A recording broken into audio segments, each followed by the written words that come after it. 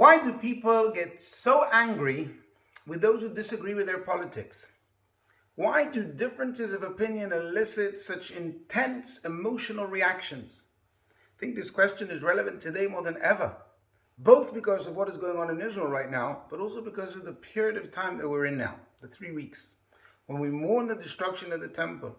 And the Talmud in Tractate Yuma tells us that the temple was destroyed because of sinat chinam, baseless hatred.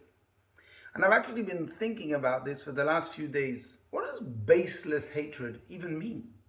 If you ever ask someone why they hate someone else, they will passionately explain to you in great detail why the person or the group of people are so terrible and why they deserve to be hated forever and ever. It's not baseless. I think in all my years as a rabbi, I don't ever remember meeting someone who admitted of being guilty of hating someone for no reason. By the way, it's indeed these politics and infighting of the Jewish people 2,000 years ago that caused the destruction of the Second Temple, because each party had plenty of justification to feel threatened by the others, who they felt were destroying the future of Israel and the future of Judaism. But bottom line, it brings us back to the question, why did the rabbis define it baseless hatred? So there's a classic work of Hasidic philosophy called Hechaltzu, and its premise is that most arguments we have and the true source of all strife, hatred, and fights comes from our pride and ego. Yes, sure, we can find plenty of justifications and rationalizations for why we can't stand the other person. But if we're to dig deep and get to the core of emotions, you will discover that this hatred stems solely from our pride and our arrogance. In other words, when we're preoccupied with self, ego, we will see everything in terms of our own needs and wants. And we see others solely by how they fit into our paradigm and plans. We become unable to find space within us to see them as they are, what they need, and what would make them feel good.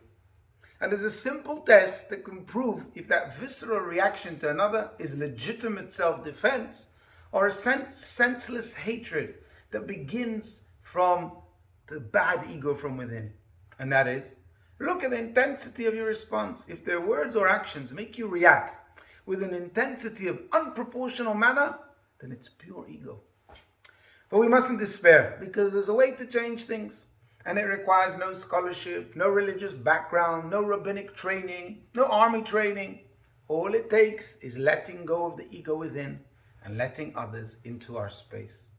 It's called ahavat chinam, the opposite of sinat chinam, selfless love.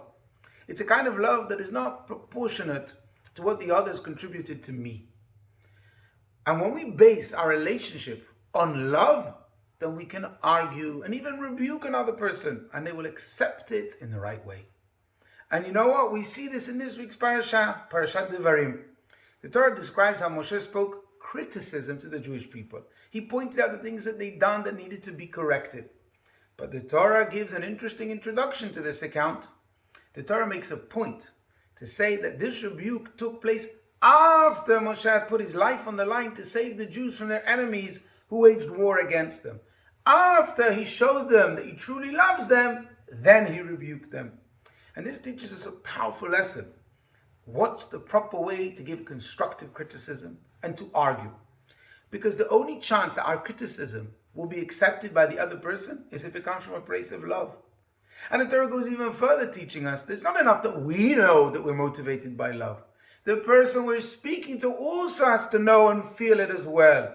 And therefore we have to be aware of their state of mind and to see if they're ready to hear and accept what we want to say.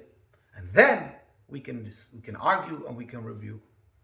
It's my heartfelt prayer that B'ezrat Hashem, even this Tisha B'Av, which is this coming Thursday, we will have made peace and true love with each other, that will merit the coming of Mashiach, and will celebrate it in Yerushalayim, in the third temple, speedily in our days. Amen.